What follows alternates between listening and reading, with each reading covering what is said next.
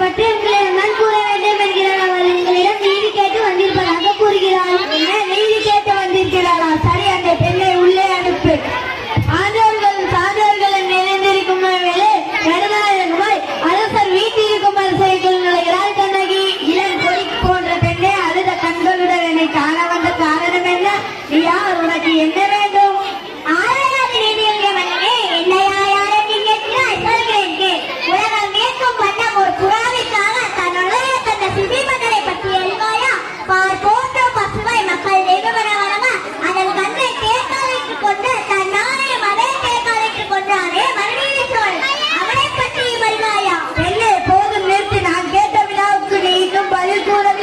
அதை விட்டுவிட்டு எதையோ கூறிக்கொண்டிருக்கிறாய்.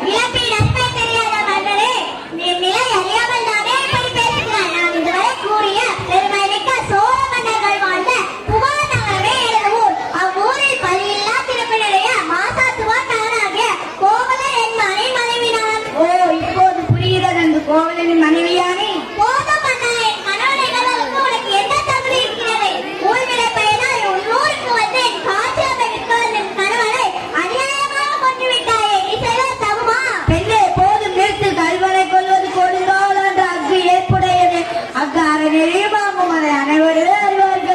தெரியாதா என்ன?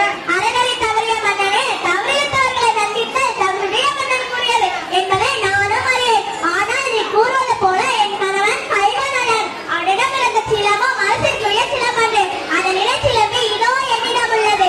என் காட்சிலம்பின் பலன் மாநிலங்கள் பலாலானது. என்ன நீ சொல்வது உண்மைதானா? உண்மையாக இருந்தால் அரசிற்குரிய சிலம்பின் பலன் முத்துக்களானது.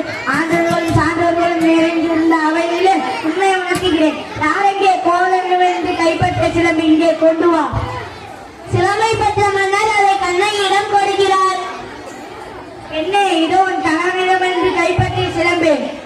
நீ உன்னை கூறிக்கொள்ள மன்னனே, ஒரு தவறும் செய்யாத என் கணவனை கொண்டது உன் அரணருக்கு இலக்கு என்று இடம் பேசிக்கிறேன். இங்கே பார். கண்ணகிய சிலம்பை தலையில் போட்டு விடுகிறார். அதிலிருந்து மாணிக்க கல் வந்து அரசனின் முகத்தில் பட்டு தெரிந்து விடுகிறது. அவனளித்து விட்டேனே, பிறர் சொல் கேட்டு பெருமிலை செய்தேனே.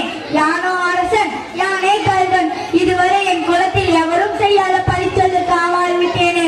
இனிமேலும் நான் உயிரோடு இருப்பது தகுமா? இனிமேலும் எனக்கு இந்த வெட்கொண்ட குடைதான் அதற்கு, இந்த செங்கோல் தான் அதற்கு. என் வாழ்நாள் இன்றோடு முடிவதா? பாண்டிய மன்னர் தான்